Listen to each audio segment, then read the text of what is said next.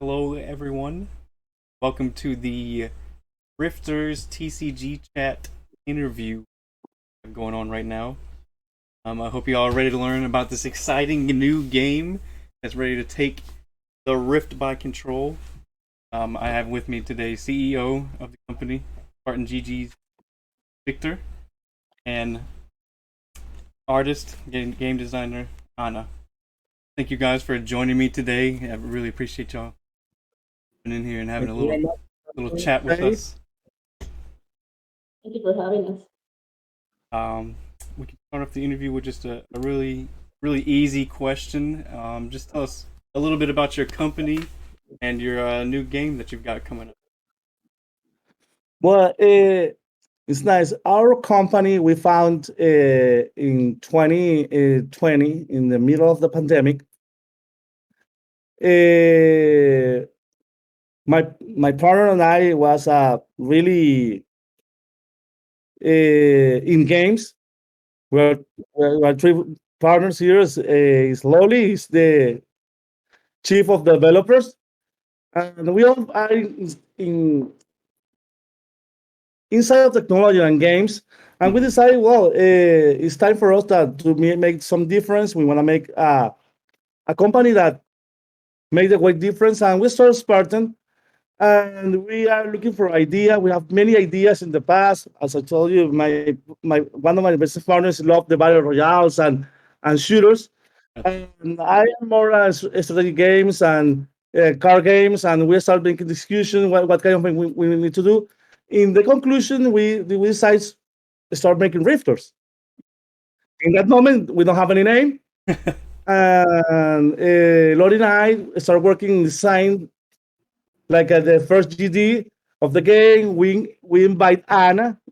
She come like a advisor, art advisor to the company, and well, she's awesome. She start putting in our brainstorms a lot of beautiful ideas, and we start like we want to do a simple game of cards to improving every week, every month, adding different themes in the GD, and we come to drifters, Hmm. and it's nice. How did you guys meet everyone that now works at the company? I know you're out in Florida right now, and Anna's out there in Buenos Aires. Um, what brought y'all all together to make this game? Well, in the beginning, what we was Loli, Dennis, and Carlos. He's the person who started the design, the graphic design. We have something clear. We wanted the best people we can find to work in our company. And we're from Venezuela, and we know in South America and America have a lot of talent out there. And we start looking for the right person. I saw someone sent me the portfolio for Nana. Just I check the portfolio, say, oh, I need this girl working with us. Hmm. I tried to convince her, but in the beginning, say I'm busy, but just let me show you what we have. She fall in love. So she fall in love with the project, Hmm. and we start looking people from to LinkedIn to different contacts. Anna was the person in charge to look for the team of the art. We get so many good artists. We have a person in Rai, Andres, and we start adding people to the team. Manuel is the 100% developers. We find him in LinkedIn. He's as awesome. He fall in love with the game. Hmm. He sent us like a portfolio from his game. He's really good developer, and say, hey, this young guy is a genius. He's a crazy genius. We need to add this guy, but was easy. Was not that hard. We expect because people fall in love with the project, and it's like we are making difference, and all the things looking for make something bigger and different. Put the passion in everything. Yeah, that's really great to hear, and it's really great to hear that y'all have a lot of diversity going on as well. Y'all are all over the place. Was there any challenges translating the game to English, or tapping into this massive North American market going on right now. I know that we've got like It is quite a challenge to get into the market because we have like the team is all Latino, so it's always hard like to try and get there. I'm pretty fluent at English, so I contribute a lot of that. I write a lot of the copy for the cards in the game, and then we check it with a copy editor. Mm-hmm. But getting in the market is definitely difficult. No, and it's like such a huge market here in America. Just alone, I know we've got like even just with the trading cards, we've got Wizards of the Coast, we've got the Pokemon Company, they're North America, massive. We've got Bandai Namco doing Digimon, and we've got Konami doing Yu-Gi-Oh. So what sets y'all apart from their trading card games? So like you've got Magic the Gathering, you've got MTG Arena, Pokemon, you got TCGO or PTCGO, Digimon. I don't know if they have an online card game right now, Isaiah? No, not yet, but there's speculation that it should come out soon. Mm-hmm. And I know y'all are wanting to compete and beat the titans of the industry. So what sets y'all apart from their games that are kind of relatively the same? It's a really good question. The TCG looks like a same game, but always is a different between them. We start studying each game, and we find they are really good. Oh my god, all the games are good in different ways, but really good. But we are looking to do something different, not a little different, something huge different with different mechanics. And most of the important part for us is try to translate the physical game to a video game. Mm-hmm. And it's not easy because in the physical game you can trade the cars, you can talk with your friends, you can do so many things that are in the video game, like many of the huge ones upside there. It's like you are playing to another person, but almost a random person, you don't know him, and you cannot do anything that just play with that person. In our game, we start constantly the way you can trade the cars, the way you can sell your cars, the way you can communicate with the different players. Our game is not just one person to another. You can play with 4 friends in a just casual game, and we incorporate different things just for focus in trying to bring different kinds of people to the TCG. We want people like my wife. She loves video games, but she's not a hardcore gamer. Mm-hmm. But she played with us, and she enjoyed playing with us a Rifter because it's so easy. There's like a be fun. Or for example, my Dennis, he's love the shooters, but when he comes to the Rifter, it's a pain because he make jokes. He make try to make shooters. Use the cards just for make your life difficult in the game. Mm-hmm. It doesn't matter he's lose, but it's the way we create drifters. You have different approach to this game. And I know y'all have I'm having some trouble with my audio. Is it audio. sounding better now or worse? It's sounding fine. Yeah. Good. Is it? Can you hear us fine? Okay. I can hear Yeah, I can hear everybody good. Okay. Okay. Well, One of the things that make it different, as Victor was saying, is that we wanted to keep some of the casual playing available to some players, because sometimes these TCG games can be like very heavy for like a more casual player. They are heavy with a strategy, so we wanted to make it that it was good for both kind of players. If you want a strategy, you can play it that way, but you can also have a casual play with your friends, and you can have like a more fun and trolling each other and sabotaging each other during the gameplay. We wanted to keep that kind of thing where you can get together with friends. You know, like with Uno, Mhm. Yeah. you can lose friendships and stuff. We wanted to give some to make something like that where you can have fun that in that way. But if you are a more competitive player and if you're more into strategy, you can also play it that way. Yeah, I like We're that, trying to Geller. develop an I'm sorry, IA? AI. Yeah, EA. an artificial intelligence. Yeah. We're trying to develop it so that it can recognize what you're trying to do as a player. Like maybe you want to team together with your friend against other two players, play the stronger. And we want the game to recognize that and reward you for that. So that it works more similar to, real life playing with cards. And also if you want to sabotage, we want to to make it so that you can be rewarded for that too, because maybe that's the way you play. So we wanted to keep it like deviant in that in that sort. Sounds right up my alley. I'm all about going in and having fun, especially like we before the interview we talked about playing League and stuff like that. There's Yeah. games where it's all for fun and you just go have a troll Yeah, good and time. you can Yeah. troll and you can like something that's like a plot twist. Like maybe someone is winning, but then everybody throws traps to them, so they start losing. We want to have that kind of dynamic.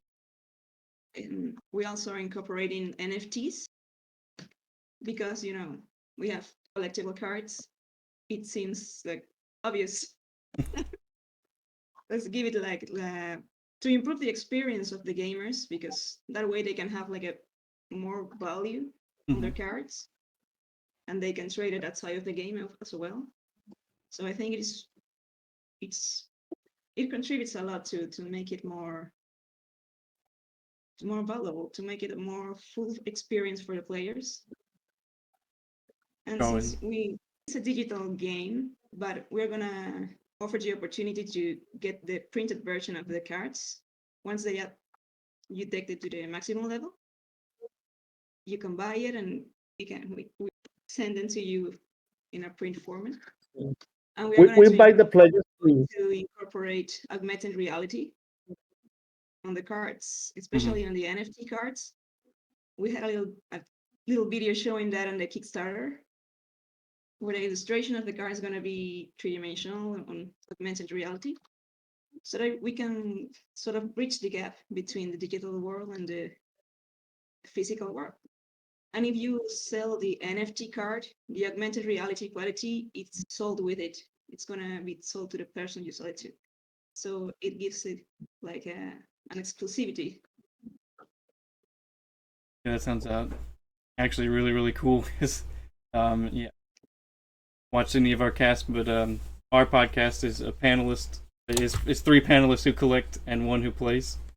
Yeah. So for a collector who loves playing video games, who's also not very good at trading card games, like playing them. I think I've gone to a few tournaments and I've gotten slaughtered. So hearing that I can go in, troll people, and still get rewarded, and then cash out that reward at the end of the day for a physical copy of that card, it sounds really cool. I have to set up a binder, a Rifter's binder, collect them all. And I Yeah, think I saw some of the videos on your channel. It was like more physical cards. So we had like it was a bit of a challenge, because I don't know, for a collector it might be more attractive to have the physical, the actual thing, than the digital thing. So that's why we came with a solution of the NFTs. That Mhm. way you can have some value, some actual value that's valuable outside of the game, and you can also have the printed version if you want it, because why not? Yeah, I think that's hopefully y'all are pioneers for this, and others start following suit. Because I would love to cash out my MTG Arena deck, where I could probably get $2,000 IRL for the physical Oh. cards. But if I sold them online, I'd probably get 20 cents. Oh no. Oh, but Go ahead. That brings me to my next question. Where do y'all draw a lot of your inspiration from? The big names, the titans of the. Are there any other smaller companies that you look to, or any other video games that like, sparked this idea? is when we start Rifters, we look not just to the huge video games. We look to other kind of game like one Yes. like unstable unicorns. We start looking the different ways outside with the cards because it's something happening with the TCG. It's a noise out there. Gamers are looking for something new, someone they approach to a new way, and we start looking when we prepare the GD. Okay, what we wanna do? What are doing our competitors, and what we wanna do? And we looks like um, Magic. Is that the old one? He almost invented the TCG games.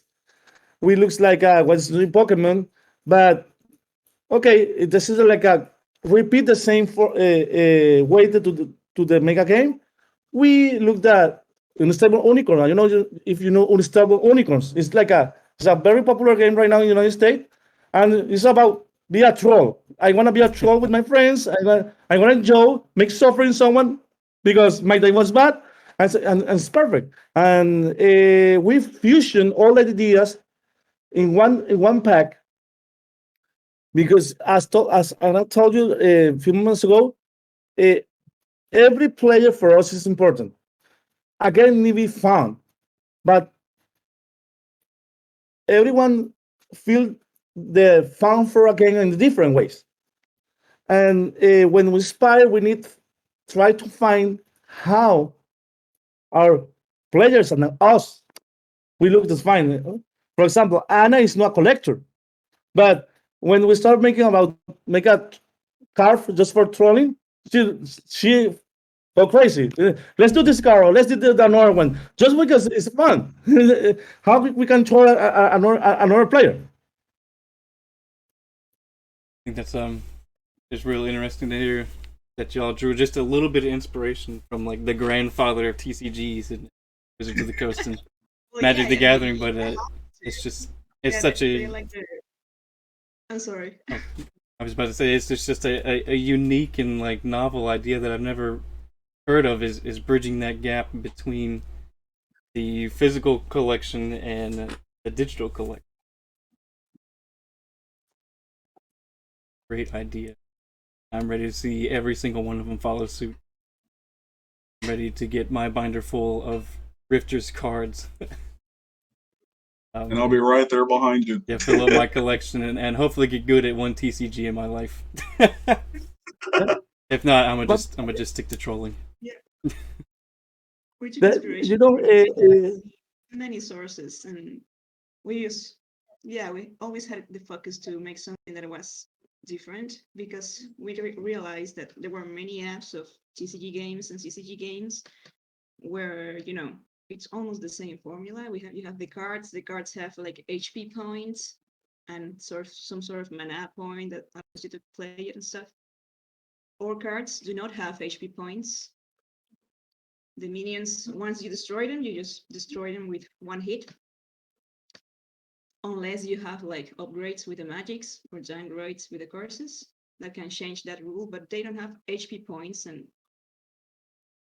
that's other thing that makes it different because you have to have 7 minions and that's it. Like they are not like stronger or something. Some of them have powers that maybe you can throw a minion that destroys somebody else's minion and that kind of thing, but they don't have HP points. What you can do is upgrade your game through your magics or downgrade everybody else's through courses and spells and instant cards. Instant cards are a particular type of card that you can use outside of your turn. So it's like disruptive. So maybe another player is throwing you a course that's very bad. So you can have an instant card that can block that curse. Or that can copy some player's card once they it. So it's an interesting card, and it's quite a challenge too for the development team. Yeah, it's a challenge for the developers. They always keep And coming with new ideas. Like, we can have a card of duty. you know, Yay! right, right. We know Yeah, Spencer. We incorporate to like we incorporate to Spencer almost a little from chess. You know, when you play chess, it's not about how many hit points have your king. It's about how you plan your game. Hmm. And we start removing like a we want to game with mana. No, no, we want to game without mana. We want to game with hit points. No, no, we don't want to game with hit points because everyone is doing the same thing. We're gonna game that is be easy to understand and learn, but you can make it harder with your strategy. And that's the yeah, way that we create rifters. Hmm. yeah. The strategy depends on how you use the kind of cards you have. Because, for example, we have 6 types. You have the magics, the choruses that give upgrades or downgrades. Then the minions and the special minions. The minions don't do anything, but you can use them to count for the time you have to collect. And then the special minions, they have abilities and power that can help you. And then there's the spell cards and the instant cards. Those are with immediate effect. For example, there's a spell that makes you like lose a turn, and the instant card I told you about later, earlier. Sorry. So yeah, you have to make your strategy around that because you have to assemble the deck when you start a game, and you can of course pick the cards you're gonna be using throughout the game to plan your strategy. But you also have the Rift deck, which is like a general deck that's available to all the players. And on each turn, you get 1 card from that deck that's random, and 2 cards from your own deck that you can pick. So you have to take all of that into account if you want to be like a more strategy-based player. And then that basically answered my next question, which was tell us a little bit about the lore and what this game pertains to.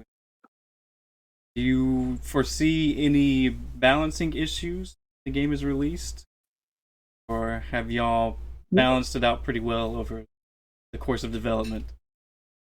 I see the Yes, head nod. Uh-oh. Spencer, is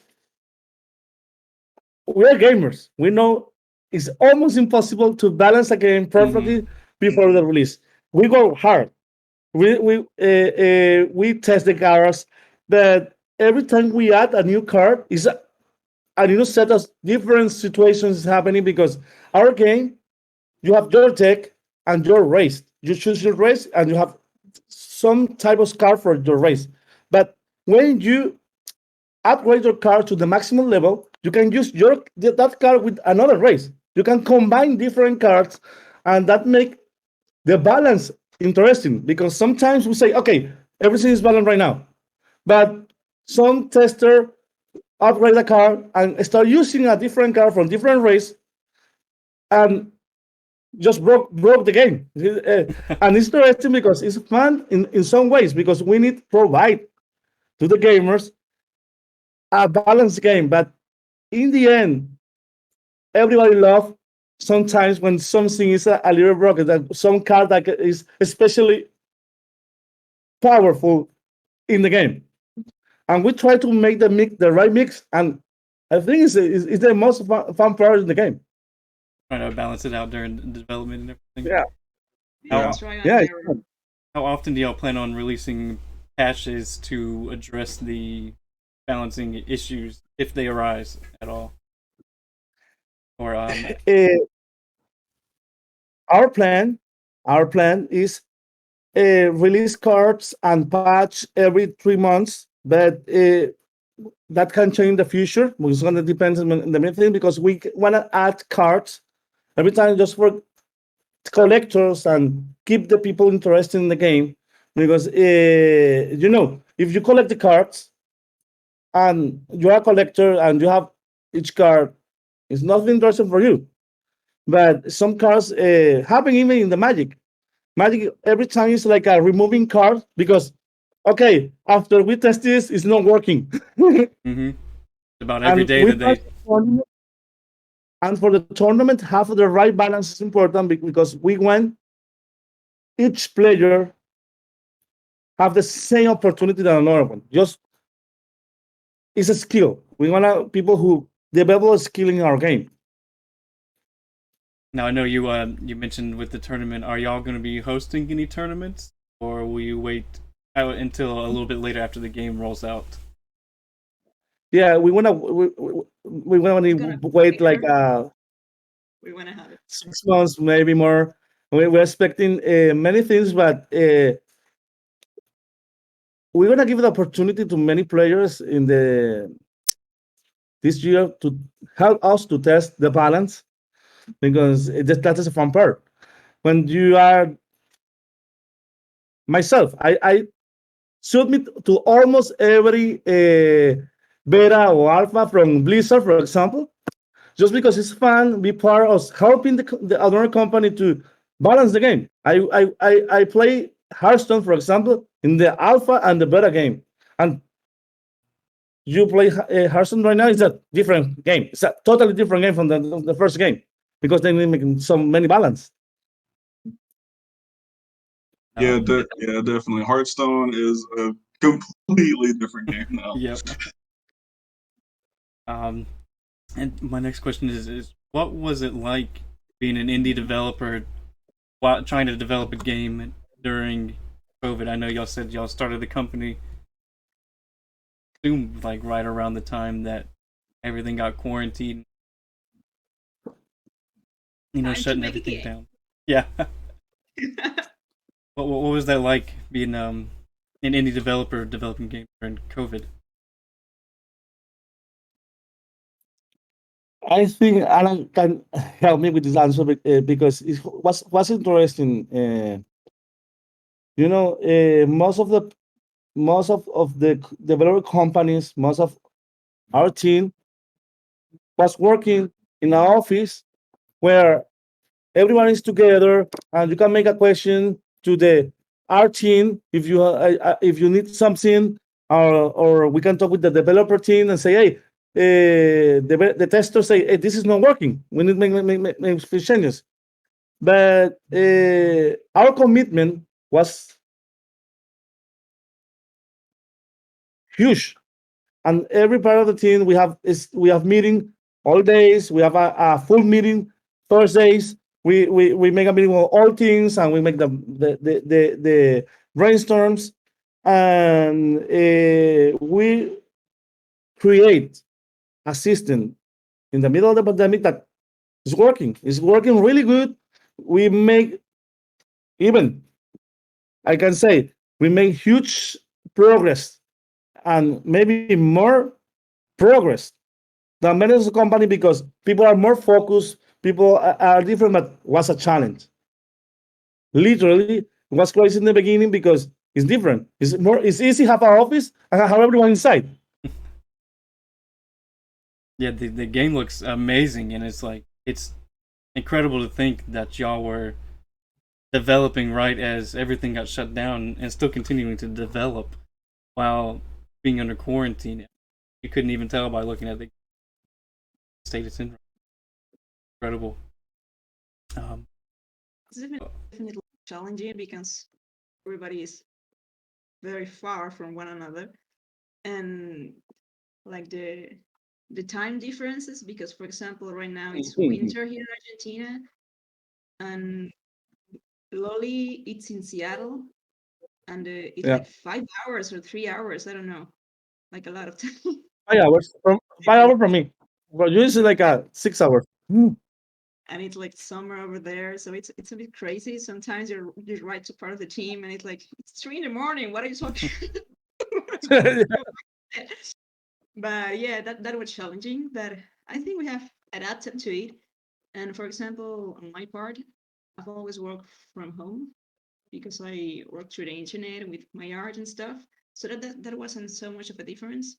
But it was very exciting to be part of a team now. It's awesome and it's a very good team and we have a lot of rapport. So it is exciting to build something like from the ground up, because we started with brainstorming. There was no concept, no anything. Victor was like, "I want to make a card game," and that was pretty much it. We had to build from that. So it's pretty exciting. It's a whole different experience, and it's been very gratificating. Incredible. And what were some of the biggest challenges for y'all while developing? Not just pertaining to COVID, but just in general. Like, what was some of the hurdles that you had to jump over during development, up off the ground and going up? I think one of the You know, hardest is it's the effects, making the effects of every cards and balancing them. That's yeah. definitely very, very challenging. It's one of the hardest parts. And realizing Speaking for the, yeah, I'm talking from the developers because that's what I always say. Like, it's very hard making the effects. We have to be very, very careful with the new cards we keep adding. You always have to check that they don't like collide with the things that we have already. So that's always challenging. And also, like, maybe at the beginning we didn't realize how huge of a train of work it was, because for example on the art department we have to make unique art for each card, and not only that, but have a world, because I don't know, you were saying about the lore before. Right now we have like 3 worlds, but they are all like the Earth, but from different dimensions. So all the people, they are all human, but maybe they have a radically different moment in history that just made them completely different farther on. So we play a lot with that. What if? And we develop each world based on that idea. Like, what if sometime they decided to do that, and then that and that and that happened, and now they are blue. But Mhm. and then we have to make like concept art around that. Like, how do they dress? Why do they dress like that? And like, because the cards have to reflect the different worlds. So we need to build a foundation of each group. So we have to make the world building for 3 worlds. So it's a very huge task, but it's being a lot of fun. Another challenge we have is that TCG looks like easy games from outside. You say, well, the rules is was making like 20 years ago. You say, if you follow the rules, it's gonna be easy. But when you try to translate these rules to a software, to a computer, and teach them the rules, how we expect the mechanics works, we start see challenges that we don't expect, because we expect that's more easy, but some cars, the cost of the cars, the way the cars work in the battlefield is different. And that's what's a really huge challenge for the developers, because we have people who a lot of experience working in different kind of games, but when they start working in the car, say, okay, this looks easy. 2 weeks later, they say, oh my God, this is more hard than we expect.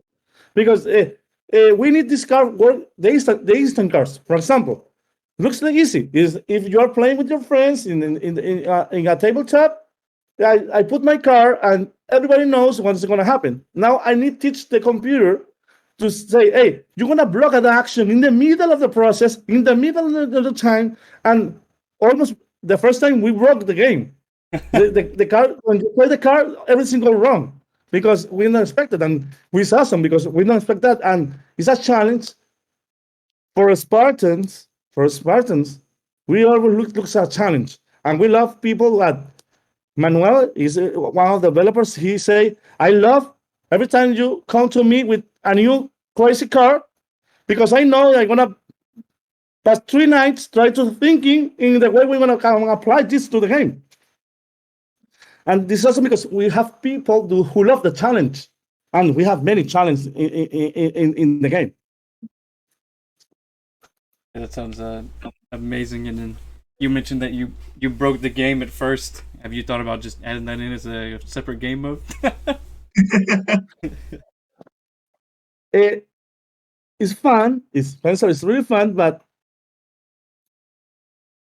after so many few tests, someone in the team say, "Hey, we can use this like a different mode, play mode. Like we're gonna use this card for this play mode." They say it's fun because we can add like we wanna play with different rules in the game, and this is also because the players, the gamers, can play like for example, the way the wins the person who put more cards to the other one. Let's go. Let's see what happened. Sounds incredibly fun, and it doesn't sound like y'all hit too many roadblocks. And I mentioned before, it's just crazy to think that y'all were developing this game during happening. By looking at it, you couldn't even. You received any feedback about the game? Have you play tested it out other than with the crew that you have right now? We are for now we are just working with the team. With make all the tests with the team. We have good plans for the next months, and it's gonna be awesome because we plan to. We plan to invite people outside of our team to test the game because we want to learn from from right now a small group. We expect make the group bigger. I hope you be one of them that help us to see what happened with our game and how we can improve the game. Yeah, we're going to be releasing the alpha soon, hopefully. So Y'all have a set date for the alpha release? join it. A date. Victor, do we have a date for Can the you alpha repeat? yet? Our date for alpha is right now. We have a plan for make a close alpha between this month and the end of the July. Uh, we are a little picky because sometimes, for example, with the arts or the team of developers, when they don't feel something is working, they don't want to like show to another one because we want to have the best experience. But in this moment, we need like okay, maybe we have a few books here and there, but we need people like say it's good or no because we know it's good, but when you really love, sometimes you need another one say, hey, you need to change this because you want to be better. Yeah, we are very picky. But hopefully this Yeah. month, next month, we're going to be releasing the alpha. We're going to be letting you know about it. So you can hopefully join. And Definitely. right now, whenever we test it, Manuel just beat us all. Well, maybe when I join, I can beat him. Yeah, that's Ah, Isaiah's our yeah, TCG player.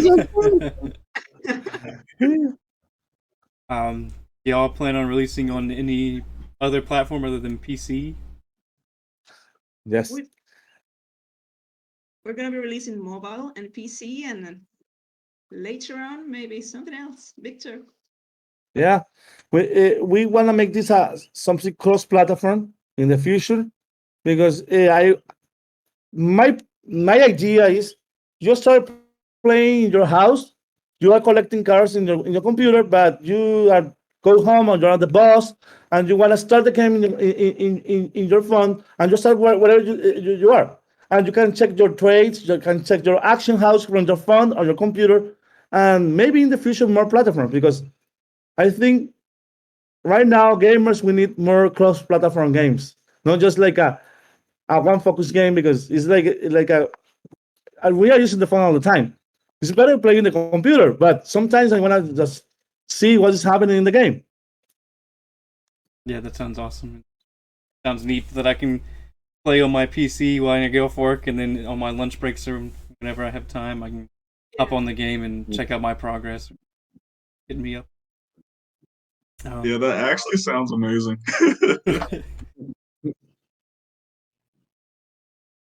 Over to the next segment. I am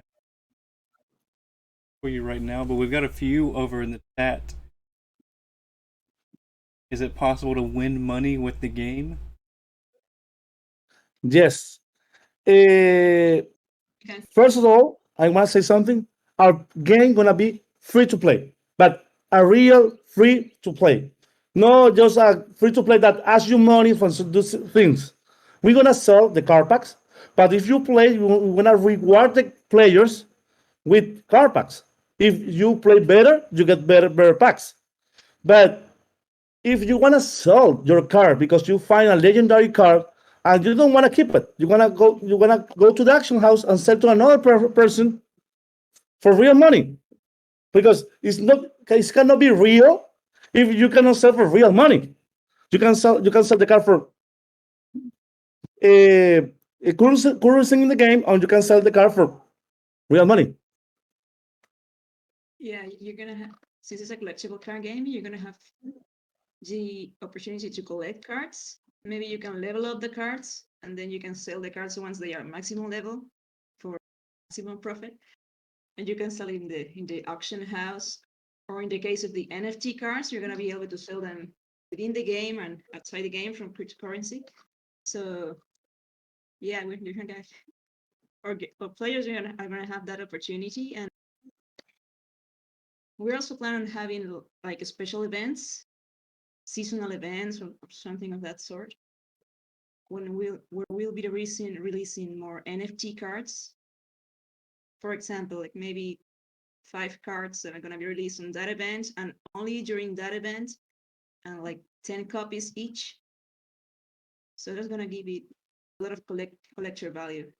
And that was my next question. Was going to be any exclusives during those events? You don't play during this week, and you miss out on the card. Yeah, you're going to miss out, but maybe you can get it later on the auction house because somebody that got it is going to sell it to you. So It's a part like we have a plan for the cards. We have cards that they have infinite copies. You can anytime get the copy, but some cards just going to have thousands of copies, and you're gonna know you're gonna be the person, one of the person in the world, one of the 1,000 that have that card. And if you're super crazy, you say, I want all the 1,000 cars because I want all of them and try to get them. But forget all the cars you need. Be part of the community. Make a trades. Ask to another person. Try to get the car in the auction house. That's the point. TCG are about a community, about people. It's not just a solo player. Try to get everything. That sounds really cool, and I love, we all love collecting, especially the panel that we have on the TCG Cast. Where do you see Rifters in 10 years, and where do you see Spartan GGs in 10 years? Y'all gonna focus on this game the next 10 years, or do y'all plan on expanding maybe into like a physical market with toys and collectibles, the NFTs being sent out, or do y'all plan on making more games, or what's the business plan look like for the 10-year? Well, our first stretch goal is Rifters.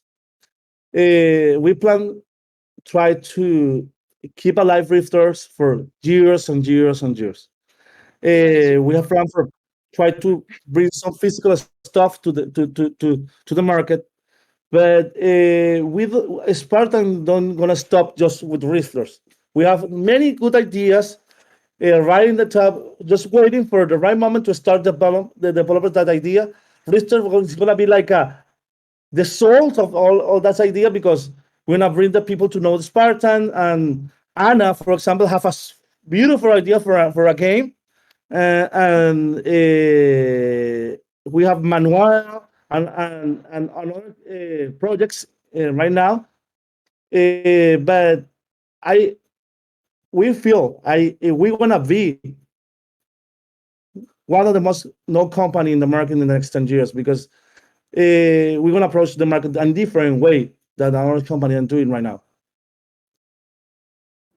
Yeah. And I love how original you guys are. That's like my main like takeaway from this. Like the Thank you. NFTs is just like such a neat concept. It's an untapped market right Yeah. Oh, 100%. One, the moment I learned about it, I was like, this is like perfect for collecting. This is like perfect for a game because I think we give more value to the gamers.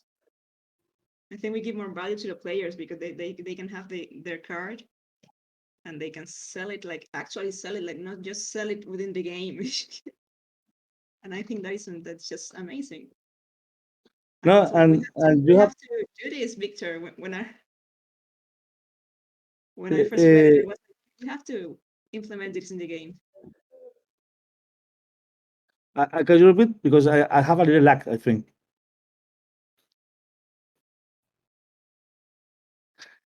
One of the beautiful things is it's difficult to find a geek from in my country who don't play Magic. Everyone who go to the college, part of the big in the college and big geek in my country was play Magic. And when you start trying to collect and make your deck, you understand you have one person because you read in the news and read in the internet, one person in Japan have this card or the other card, and you don't have any way to contact that person and try to get the card. With Rifters, we create a game that doesn't matter if you are here in the United States or you are in French or right in Argentina. If you have a special card, you want to trade the card with another person, you can trade it. We wanna put any block in that. It's part of the game. It's part of collect things. Is you need trade with another person. Yeah, I think that's one of them, a crucial part of the community of trading cards and collecting cards. And with this digital game that you can also get a physical copy, we it's just more open opportunity to connect with people all over the place, all over the world. And I think that's just pretty neat. now. Great concept. I know like Pokemon is I'm pretty sure they've looked at it before, but like if I open up a pack of Pokemon cards, all I get is a promo card for their online. I can't go online and take those cards offline. Take the cards from online and get them sent straight to my door. That sounds like a novel concept. Like I mentioned before, such an untapped market. Can't wait to see blow it up, and hopefully everyone else follows suit, and y'all become the inspiration for Wizards of the Coast and the Pokemon Company. Bandai. Yeah, hopefully we keep growing. I know that Hopefully the game keeps growing. right now with some of Exciting. the bigger names getting product out right now is hard for them. Y'all foresee that being an issue? Some of the cards, like or rarer cards, like you had to get it fully built before I can go get it offline and sent to my door. Y'all see product being made and sent out an issue at all? We don't feel an issue right now. It's gonna be a challenge, but it's a challenge we need pass because if we don't give the chance to people to convert the digital items to a physical item, it's gonna be it's gonna be weird for most of the players. And we want to do the same thing. If you get a physical card, you can convert a digital asset because it's an asset. It's like I want to collect something, and right now, especially in the world we are living right now, the challenge to send things around the world is getting easy. It's time, and I think so. It's gonna work really fun, and people are gonna love it. That y'all don't run into any product issues. Yeah, hopefully. Transition goes quite smooth. So Yeah. let's say I wanted to get my card sent to my door. What specifically do I have to do in the game to build up that specific get it shipped out to me?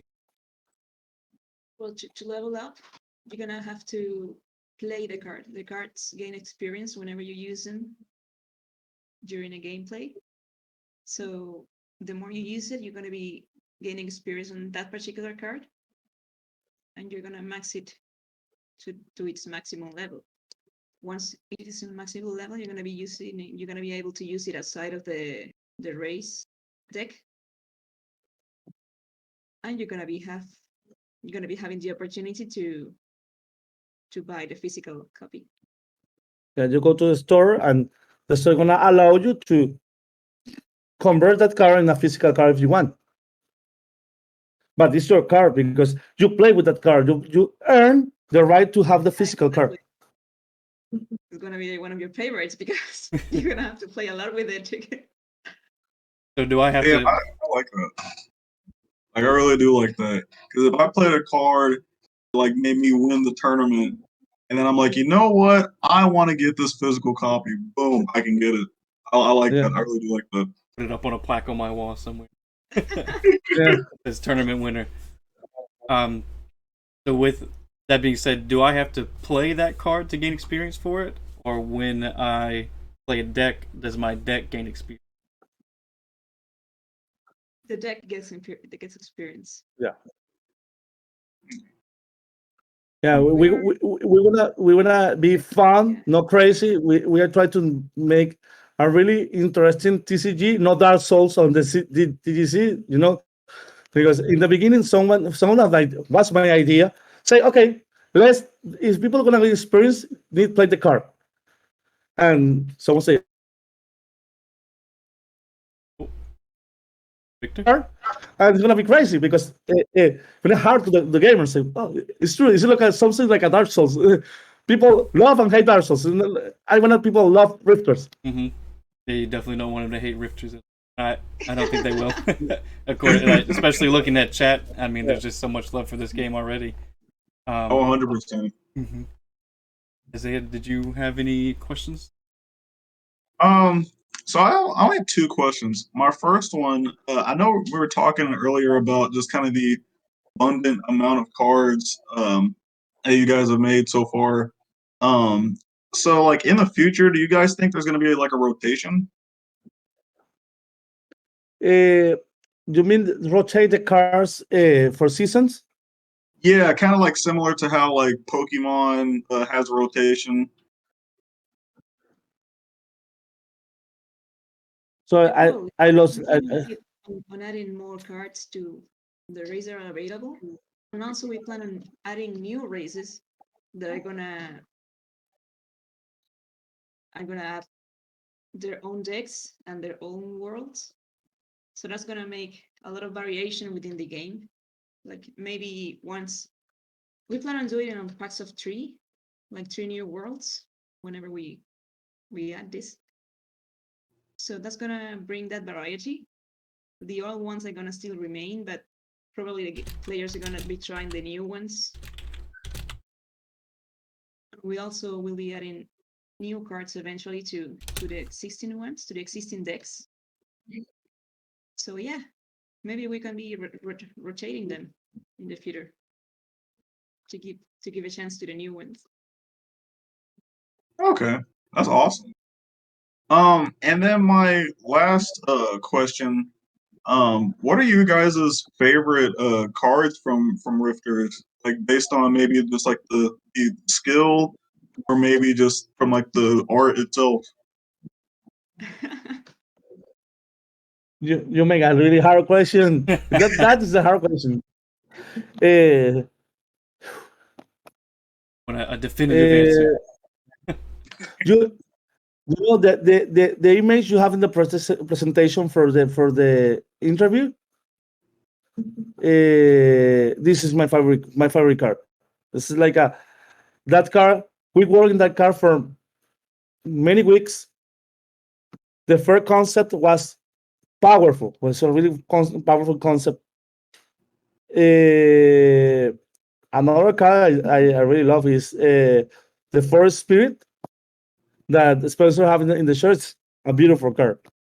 I don't know, Anna. What is your favorite card? Can't tell. I made them. I like them all. You're gonna make her cry. My favorite card from the Cybergs right now, it's the Predictor card. The one, that's the one with the guy with the clock thing. That one, yeah. I just love it. I need the shirt. They're I'm exclusive. gonna send you a shirt. No? One of my It's my favorites. promise. Very, very Yes. powerful card. I really like the composition, the colors. And then Juan Pablo, he's our animator. He animated it and made the whole clock move, and I just love it. I can't stop looking at it. Manuel says Frozen Tundra. Yeah, Frozen Tundra is that's also that's your favorite? Manuel's favorite. From the chat. Well, that's all the questions I have. I can't think of anything else. I think y'all answered a lot of my questions before I even asked them. Do you have a favorite card, Isaiah? Who? Us? Do we have a favorite card? I like the Frozen Tundra too. I saw gameplay of it in your in one of the YouTube videos that you guys posted, and I was like, ooh, oh, that's awesome. My favorite card will be whichever one I control the hardest with. I think that about does it for all of our questions. If Dad has any more, let us know. Other than that, thank you very much, Victor and Anna, for joining us today. We're all excited to hear the TCG. Dad is blowing up. A bunch of love. We're ready to see the game roll out. Hopefully soon, with next month. You said late June, early July. You can find Rifters at Kickstarter. You can also follow them on Twitter at Rifters_team. They post all of their updates up there. Posted a new video that I watched instantly. I've been Spencer. This has been Isaiah, Victor, and Anna. Thank you so much for joining us today and sitting down to chat. See y'all in the next one. Thank you for the invitation. Bye-bye. It's been great talking to you. Bye Guys.